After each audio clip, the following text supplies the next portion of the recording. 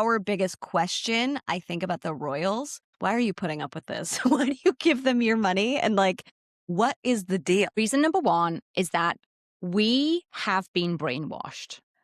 Hit the nail on the head when you said, is this just a gigantic PR operation? Yes, it is. From Mm-hmm. the day we're born to, the day you die, royals are everywhere. They're on the news. We celebrate their milestones. We know when their birthdays are. We get excited about their weddings. We see them at Christmas. We see them at Easter. They kind of become like a weird extension of your family. And I think it's maybe like being brought up in a religious household in the sense that you don't really stop to question why, because you're just brought up that way. And that's just Right. what you're sort of taught to believe in.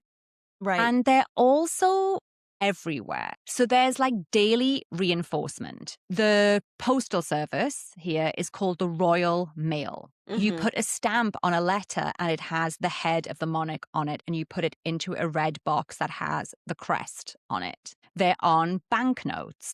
They turn up at any sort of event that is remotely connected to Britain and England. And then there's also the tabloid side of it. We're all obsessed with Kate Middleton's fashion. And if Kate Middleton changes her hair, that's news. If William and Kate's kids have a birthday, that's news. If they move house, that's news. And then they're also make themselves part of the news. So Giselle Pellico has produced a book about her horrendous experiences as a sexual assault survivor. And the Queen, Camilla, does a lot of work with charities that are against violence against women and girls. And so she invited Giselle Pellico to the palace and they posed for a picture. And then that picture is on the news and it's in every single newspaper. Sure. So, they sort of they're They constantly get in there. getting out there. Exactly. And they're Yeah. supporting lots of charities and turning up at different things. And so it just creates this deep connection with them and a deep interest in them.